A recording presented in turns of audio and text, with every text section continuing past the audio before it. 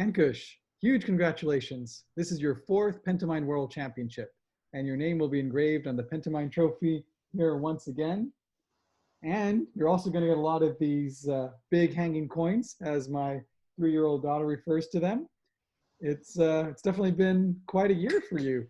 How do you feel? Thank you, Etan. I feel incredible. It's been such a tough marathon of a competition this year, being 1 month long. Usually it's 2 weeks long in London.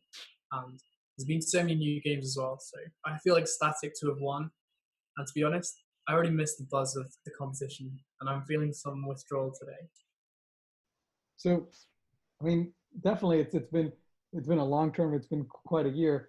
By the way, just looking at the trophy, I see your first Pentamine World Championship was with Andres Kusk in 2013, and then it took you an extra, well, 5 years of waiting to get back and win it in 2018. Now you've won it for the third time in a row, which is absolutely amazing. Would you say that this is one of the hardest Pentamines that you've ever won? Definitely, I'd say the competition this year has been at another level. Playing against some of the top game specialists from around the world, it's been a massive challenge to try and compete against them. In particular, the Pentamine scores have been really unbelievably high this year. Like at the start of the tournament, I thought maybe a score of around 480 would win, but we had 5 players exceeding that, which shows just how skilled the top competitors were. It is amazing just how close and competitive this year was, and that the final day could still have changed the podium positions. It's also been a marathon, as you mentioned, and yeah, just absolutely grueling tournaments one after the other. You must be absolutely exhausted. Yeah, massively. So I actually worked it out yesterday. I played 44 tournaments over the whole month, and that was over that was 21 different games as well. So like, aside from playing, I'm actually like trying to learn a lot of these games as well. I don't know how to play all of them, and there's like a lot of studying involved, and it's actually been a lot of fun. I was training a lot with Geordie, Alexander, and Joe Mellor, who got the other podium spots. So it's been like so much fun training with them. So we have like a similar attitude towards games and competing and like mastery, and it's made the whole event so much fun. I've also trained a lot with Sarah Vannon and Bernardo, and Bernardo also helped me with event selection because sometimes there's clashes in the timetable. So I'm trying to work out which event I should play to maximize my chance, and he's an expert at that. So thank you to everyone. Well done. So you played. It was 44 tournaments, I think, in 21 unique games. Yeah. I, and you mentioned training for new games. Did any of that training help you win the Pentamine? Were there any Pentamine scores that came from training at a game that you hadn't mastered before? Actually, yeah, late on in the tournament, I managed to win Marco Polo. I think it was only like 2 or 3 days ago. And I've only played a handful of games, maybe like 2 or 3 games of Marco Polo with my gaming group back in Nottingham. And I haven't really played it since then. But I knew that I might need a score because it was really tight going towards the end. I thought Matchy could easily overtake me. Geordie could have done, so could Joe. So I was like, okay, I need to learn how to play this game as best I can in 2 days, and I want to give myself a real shot. So I actually find that challenge so much fun, where it's I'm tackling a new game that I don't know how to play, and it's like you've got 2 days, try and get as good as you can go. And it was such an intense 2 days period of like learning and training. And like even in the tournament, I made some mistakes, which is understandable. But yeah, that's the kind of challenge I really like, and it's one that's unique to this tournament.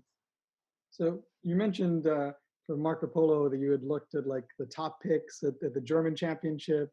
Um, what, how did you get data? How did you train? How did you, I guess, become such an expert at the game that you hardly knew how to play before? Like, how many hours did you spend during those 2 days training for Marco Polo? I mean, it would have been like 12 to 14 hours each day. And I don't know, I probably played like 10 practice games. I actually messaged a friend who played more than me, Vesta. So yeah, thank you for having a call with me and just discussing some of the strategy. And then yeah, I played 10 training games. I looked at how the top players played on the board game arena, tried to see how to play each character, what kind of strategies to go for. And then, yeah, there's like a lot of different stats and different guides online. So I was just reading through those and trying to understand, um, yeah, like just how to play. And there's like lots of nuance in each game. There's like all these micro decisions, especially in Euro games, about whether to do you go for like the 3 camels, or do you go for the 5 coins? And it's like these micro decisions that really add up to your edge. And I'm really trying to understand every minute detail. So you were able to do that in a period of about 25 hours of training? Is that I right? mean, I wouldn't say I like mastered the game, but I think I got to like a pretty high level. And actually, during the tournament, I could say, yeah, my play improved. And after the first day, I felt like pretty good about my game. I was a bit too exhausted to do more, but the next day we didn't start until 3:30 p.m. So I could even play a couple more practice games in the morning, and then I actually learned a few lessons from that because I didn't do too well. But I mean, again, like you do require a lot of luck in different ways. Like I had a really fortunate draft in the final. I got given the Mercator, and it's just a Well, dream. you were first pick. You chose the Yeah, Mercator. sure. So sometimes you get dealt these nice situations, and other times you can just it can be really tough. Like I'd say sometimes you can be put in a spot where even if you play perfectly, you might not be able to win. So you just really have to capitalize when you've got the chance to win. That's how I see it. Sure. But it's true. You also got a good contract card where you had a free movement. You're able to fulfill and have 2 movements, going to Moscow and was it Anxi or something in the first move? Well, yeah, I don't want to just focus obviously on Marco Polo, but that's an amazing example, by the way, and just inspiring to hear how you could, just be so passionate about, focusing on a game and just taking it all in. And that's so inspiring, I have to say. And I know like Geordie and Joe, they're very similar in that regard. I think Geordie's he's like absolutely incredible, and like because he's also trading throughout the day, and he's got a 1-year-old girl, so he's got a lot on his plate. But he's like he reached mastery in so many games. I was like shocked at how good he was, and like in a few different games, he was like the best player for me. So he played a phenomenal tournament. He did, and gave you a hell of a run for your money, and including Joe Mella. And we'll get to them. Great competitors, and again, it's wonderful to see newcomers come and be able to actually get on the podium. That is no easy feat. But again, back to you. So you were focused, you were training. Were you totally focused on the Pentamine this whole month? Were you doing other things? Were you playing in, I don't know, poker for money at all? Or was it really just about the Pentamine? I'd say like early on, I might have played a few sessions of poker just because there were a few rest days after the first week. But yeah, then later on, I just did not have energy for anything else. It was like pure like just because there's so many games to learn as well. So and the schedule got really hectic. Maybe like week 2, week 3, there was so many games one weekend. I think the UK games extra weekend. So I was like fully focused. Been an incredible month. Like I love playing games so much, especially competitively. So this is like a dream tournament for me, and I really enjoy it. Well, what you've done is amazing, very inspiring. So let me go over the list just so people a lot of people have heard and seen your name around, but I just want to go over a list of some of the medals that you've gotten. So you took bronze in 7 Wonders, which was a huge field, so very high Pentamine score. Gold in Acquire, silver in Agricola, which I want to circle back to Agricola in a bit. You took silver in Backgammon in the 5-point speed event.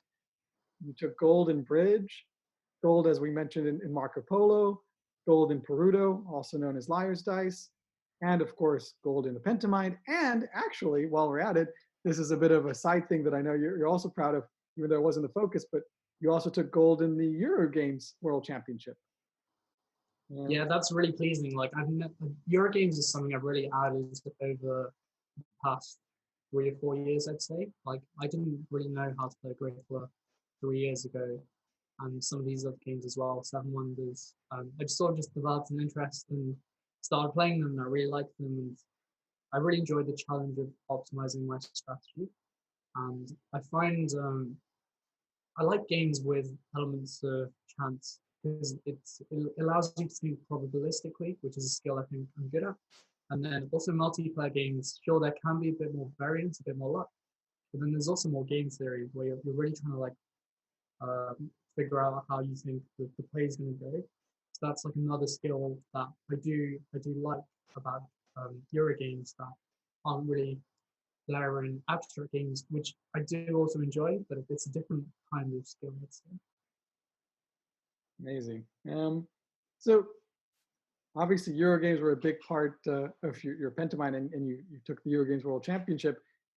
Would you would you say that, for example, let's talk about Agricola. So last year you used that to win the Pentamine, right? You had to win Agricola on the last day, and that's what sealed it for you. Is that right? Yeah, that's right. I needed, I think, first, second, or third in Agricola last year, and yeah, I managed to just about secure that. So first of all, very clutch. I mean, I want to ask, do you ever choke? You know, you don't seem to. I mean, I've lost the Pentamine twice on the final day. In the documentary as well, I had a big match against James in Lines of Action, and James is an incredible Lines of Action player. He even won it this year again. And so, in fact, this was last week. We were playing Lines of Action, and we were both on 4 out of 4. And I was actually doing quite well in the ending, and I was a minute up on the clock. And I had a minute and a half, and he had 30 seconds. Wow. I fell from main one, so I definitely choked. I've made mistakes this tournament. I think everyone has. It's just part of playing games. You can't always perform at the best of your capabilities, but you know it happens. I try and do the best I can. First of all, I have to say that is um, it's very humble of you to share that, because I think a lot of people have this perception that you always play optimally, and and obviously you're human as well, and I didn't know that you missed a maiden one in Lines of Action against James. So thank you for sharing that. Yeah, I find the lines of action like the in checkmate in chess, I would never miss a checkmate. Like I just see the board really well. Sure. But in lines of action, it's like a different kind of visualization. So yeah, I'm very capable of missing those things. That's cool. Well, yeah, I mean, you're human, and James is, as you said, an amazing competitor. He really is. So let's go back to Agricola. Um, you actually were playing Agricola last night, and went quite late. I think the final table, before we say kind of what happened, what time did it finish? I can't actually remember when it finished. Maybe it was like 1 o'clock almost. Maybe it was like half 12, 1 o'clock. We started the final table about half 10. Yeah, so quite late. And going into the final day yesterday, Jordy, who took second, is an amazing competitor. He already had several high scores, and even if he had won Twilight Struggle, which he didn't, he actually took silver, but he did phenomenally well. He still wouldn't have overtaken you in the Pentamine. Um, but Joe Mella had one bad score, not bad, but one mediocre score that he could have improved upon significantly and overtaken you had he won Twilight Struggle. And I don't remember, did he take bronze in the end? I can't remember if he or fourth. definitely got to the semi-finals. I don't know if he won that final. Yeah, I don't remember that either. But the point is, if he had taken it and gone all the way, you would have had to have won Agricola. And so I'm kind of wondering, and of course, if you had won Agricola, then it wouldn't have mattered if Joe had won Twilight Struggle. But were you following what was happening in Twilight Struggle before you went into the final table in Agricola? Well, yeah, what happened there? Yeah, definitely. Like the final day of the Pentamine is like always really exciting. There's always these unexpected twists. It's happened many times before. So I've lost. Yeah, like I said, Andres has beaten me twice in the final day. So I didn't I don't want to let that happen again. So I was on top of what could happen, and I was trying my best at Agricola to win. And I came close, but I came second to Jen, who's a fabulous Agricola player. Yes, that's Jennifer. Was it Hakon? What is her name? Harkness, I think. Harkness, I think. Yes. I'll look. So. Look that up. But yeah, definitely an amazing win for her, and obviously a very competitive event. But you basically, so you're saying at least going in, there was a sigh of relief when you heard that Joe was knocked out of his chance to take gold in Twilight Struggle, and you could relax a little bit at the final table in Agricola. Yeah, I found out just before we started that he got knocked out. But I mean, it would have been so much fun actually. He'd made it to final, and I made it to final, and it was like, if he won, then I'd have to win. It would have gone right down to the wire, and I love that sort of the adrenaline in those situations. It's really exciting. Cool. Yeah, you don't shy away from stressful situations. Let's put it that way. They So do seem to really motivate you. Um, so let's see. So the month is over, and I know that you've mentioned that you want to play a lot of bridge. You want to improve your bridge skills, and obviously you play poker, which you love, and that's also a professional uh, undertaking. Are there is there anything else you want to throw into the mix now that this crazy month is over? yeah, so in terms of games, I'll definitely focus a lot on poker and bridge. Those are like the two games I play year round, and I try and play at a high level. But yeah, after this year's Mind Sports, there's so many new games that I've learned, and I'm excited about playing them a bit more. So I'll definitely be playing a couple of games I've learned this year. I bet backgammon's going to be one of those. Yeah, definitely. I didn't realize just how much backgammon suited my skill set. At least I believe it does. It's just this great game of equity. It's like equity is something I think about all the time, like when it's even watching sports or playing different games. So that's what you need to be on top of in backgammon. So yeah, I hope to become a lot better at that this time next year. Well, backgammon's a good game to train because you can actually see the analysis of the computer after your game on most platforms. You can see where your Yeah, mistakes. definitely. I mean, I think that's true in a few different games now, like definitely in chess as well. It's so easy to analyze on Lichess or chess.com or wherever you play. And it's something that I grew up playing a lot of chess competitively. I never used the solve or the computer that much, but now it's probably like a mandatory part of training. Next year, would you like to see another online and an offline event? I mean, what would you like to see happen? I definitely want to see another online event. I think it's been a fantastic success this year with so many people competing all around the world. I don't know how many like different people from different countries competed, but I think he told me it was over 100 at one stage. And yeah, I think the reach has been incredible, and the level of competition has been so high. It's been I really felt um, like I needed to be on top of things. Like the first few days, I mean, yeah, it started well, but then I realized like, wow, I'm not gonna be able to just do this without a lot of preparation. And it's been a really fun challenge. And I've been training a lot with Joy and Jared. We really enjoyed this together. So obviously, you played in a lot of events, and sometimes that involved multitasking while playing two different games at the same time. First of all, did you ever play three events at the same Actually, time? on one day, I tried to play three, but it was so hectic. And the lucky thing was that there was a nice time overlap. So I think on that day there was a bullet chess tournament, Perudo and Jaipur, and Perudo and bullet chess was at the same time, and then the bullet chess only overlapped with Jaipur for about 5 minutes. So it was only like a 5 minute period where I was playing three, then that one ended and then the next one started. But yeah, that was really stressful, but it was fun. Like it's a new challenge and I enjoyed it. That's cool. How do you train to be able? I mean, obviously, I guess in poker sometimes you play multiple tables at the same time. Yeah, for poker it's like much easier, like depending on what format of poker you play, because a lot of the time you just fold and the action's not on you the whole time. But maybe at the start of the tournament, I played bridge and Etan at the same time, and that was really challenging. And I just decided I'm going to focus on bridge because I'm also playing with a partner as well. So I don't want like my play level to drop because it's not really fair on my partner if he suffers because I'm doing something else at the same time. So I was really focusing on bridge, but sort of just I played so much bridge and Catan that I can play both of those on autopilot. I wanted my attention to be on bridge and just sort of do Catan in the background.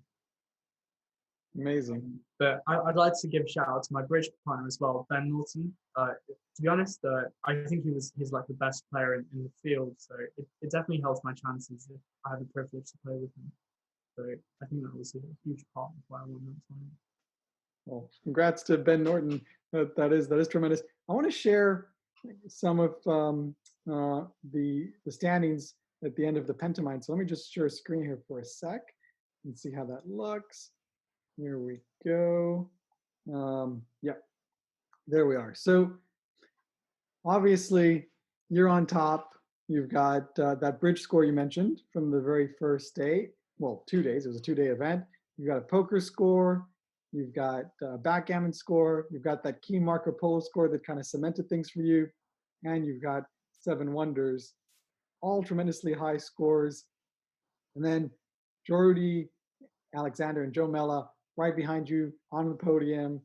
And obviously Andres Kusk, who's been your arch nemesis for the last 2 years at fifth, also with a tremendous score, and Machi with a tremendous score. How was it? How did you feel about competing against these amazing players? I mean, it was really touch and go throughout the tournament. At one stage, I actually thought Machi, he was doing phenomenally, and I thought he was going to win it, or at least he had the best chance. And he's like a true abstract games master. He really crushes them. And I know this was his first tournament, so I'm really curious to see if he develops his games playing repertoire and adds some more Euro games. Because if he does, then I think we're in trouble next year. He's gonna blow us away. But yeah, it was Andres as well. I think he had the most impressive victory of the whole tournament, winning that corridor tournament with some of the guys there who played like 5,000 games online, and they're like corridor experts. I don't know how he managed to win that. I chose not to compete in that for that reason. I tried a different event that was at the same time. I would have tried it otherwise, but that was the most impressive victory of the tournament for me. That is an amazing victory for Andres, who I believe won the Modern Abstract World Championship, and obviously is a tremendous player. And yes, to take on the very best while competing in so many other events and winning them, it is tremendous. And Machi, as you said, amazing scores. He also won the overall chess event, and he can learn games quickly. Lines of action, he learned it in 2 days after I mentioned to him that it's played on a chessboard, and he scored 5 out of 7. So that's pretty impressive, to say the least. So amazing competitors, and obviously David Jameson here, an amazing competitor who won a lot of events, and Ilya Met, obviously a tremendous player who won Carcassonne and Stone Age from early on, but didn't actually have great scores to follow up with that. And Matt Tucker here obviously had some really good scores too. I believe this is Lost Cities, which that's a big score.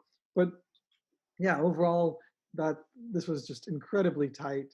And then we mentioned the Euro Games World Championship. So here you are with quite a dominant win, much more pronounced than the Pentamine, where you've got over 20 points between you and Ricardo Araujo, obviously a great player, and we just mentioned Ilya Met at bronze. And so there's Marco Polo, Seven Wonders, and Agricola. That's right, Agricola, the silver, Settlers, Catan, and is this Takenoko? What is it? Yeah, that's Takenoko. Wow. Okay, so amazing, an amazing score. And in the old days, I mean, obviously you can only use 3 euros, but this in its own right is already a very competitive Pentamine score. So that's very impressive. Well, let's go to the all-time medals table, and this tournament propelled you to the top. You are now at 53 golds, and obviously that's it's quite an impressive feat with a lot of great players. Obviously here in the top 10 who also have tremendous results, including David Pierce, who you overtook for the first time this year in terms of the golds. What does it mean to you to be on top of the all-time medals table? Yeah, I mean it's very flattering to be on top of that table. There's a list of some amazing games players there, and I didn't think I'd ever make it on top, to be honest. I've always just played games for fun. Games being like a real passion for me, and when I first started playing, like David Pierce was so far ahead that the all-time table is not something that I was really considering. So yeah, it is a milestone for me, and it's very pleasing to be on top now. It takes a lot of years to win all those medals, for sure. Yeah, I've been playing, I think I've played 15 Mind Sports Olympiads, maybe. It could even be more. I don't even know the number. But it's one of my favorite tournaments of the year, probably the favorite tournament, and I just love it. There's so many like new games to play, and it's a lot of fun. I'm glad so many people got to enjoy the event this year. Yes, this has been obviously an incredible year. I'll follow up with more statistics, but we had more competitors than ever before, including the early years. and yeah, way over 100 countries participating. I'll get the final tally once we've consolidated the database, but it's been insane. It really has. But I want to keep the limelight on you and um, Hassan Amini, who directed the Pentamind film, which James won, and you're featured in the credits, having won it the following year. Um, he was actually saying the other day that you might just be the greatest of all time in terms of the best board games player of all time. Well, what do you think of that remark? Well, I appreciate his compliment, but I've only got 4 titles. Demis has got 5, and Andres has also got 4. So the way I see it, I've just caught up to them, and I still need to make the final push before I could ever consider a title. So what would it mean to be the greatest of all time? What would that take? I mean, obviously you're saying having the most Pentamines. It could also be outside the Mind Sports Olympiad, perhaps as well. Like how does one distinguish oneself as being the best games player of all time? I mean, yeah, it's very difficult to say. I'd say like my personal gaming goals. I want to take my poker games to the next level. Maybe like break it to truly world class rather than just an expert.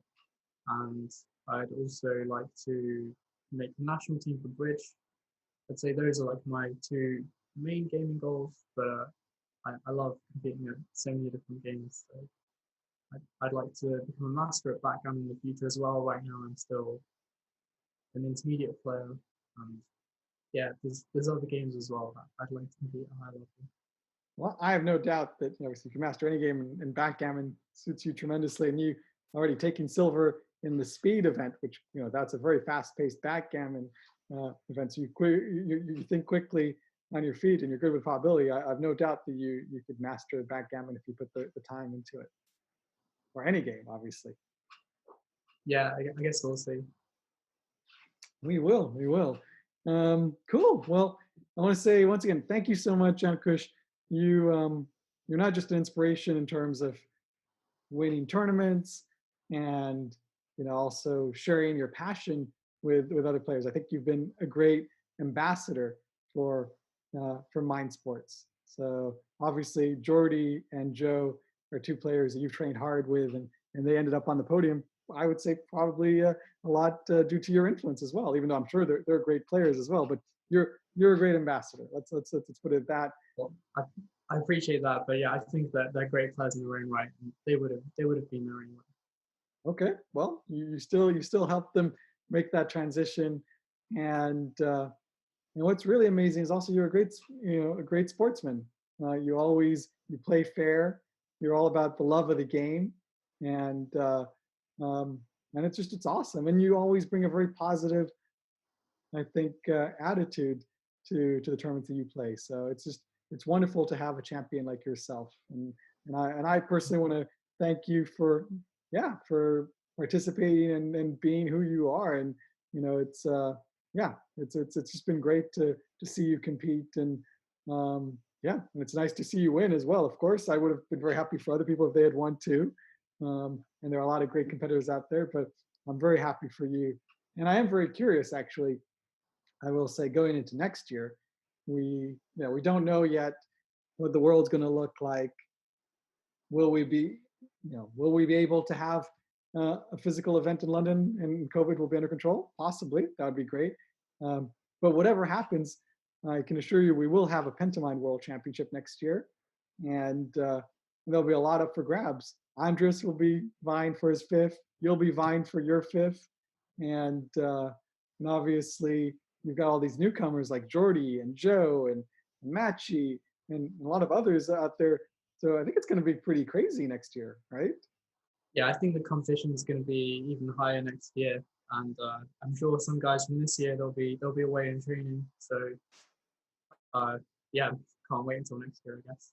And thanks so much for running this event, because I know there was a chance it might not happen because of COVID, and I think it's been such a great success. So thanks so much, Etan, and to the team. I know that Mike's been running so many events throughout the tournament. He did a fantastic job. And I don't know who else exactly is on the team, but I know Julia the Absolutely. website and all that. She looks Absolutely. really So good. I want to say, that's right, a huge thank you to Mike Dixon, who ran all of the Euro events, which was a massive number of events, and was also our Discord guru and helped, and set up our Discord. And to Julia for processing the database. She's never had to process so much information before. It's just been crazy. So because of the number of entries, which is great. It's a nice problem to have, but obviously apologies to people with, sometimes it took us a couple of days to catch up on some of the events because of that. But she did an amazing job. She processed so much info, and it's just it was tremendous. And then there are lots of people, including Saravanan, who helped on the main committee, and even Joseph Collar. There were a few times where I had to call him and help and get some advice from him on how to handle certain disputes, and there and also our commentary team. We had Chris Fung, who did a tremendous job, and Sabrina Siobhan as well, and a lot of commentators, a lot of organizers. I mean, it was just there. It takes so many people to make an event like this happen. So I can't thank everyone, but again, I'll say a general thank you to everyone who helped make it happen, including the different platforms that hosted us. Board Game Arena, I don't know if people saw, but not only did they help us with setting up the tournaments, they also helped with choosing what games to play. Circle of Life was their suggestion, for example, and they also promoted several of our streams on their homepage, which was really cool. So there's a lot of cool stuff. And Poker Stars also hosted us, and there's just so many people out there that were happy to help us make this leap into a virtual tournament that it wouldn't have been the same without their help. So it was, in the World Puzzle Federation, for example, for having a puzzle event, which was very challenging. And anyway, I could go on and on there, and I will actually in a different occasion. But today, I want to say congratulations to you, Ankush, because you're a great champion. It's an amazing, it's an amazing result, and I can't wait to see you back in competition next year. Thanks so much, Etan. Thanks, Ankush.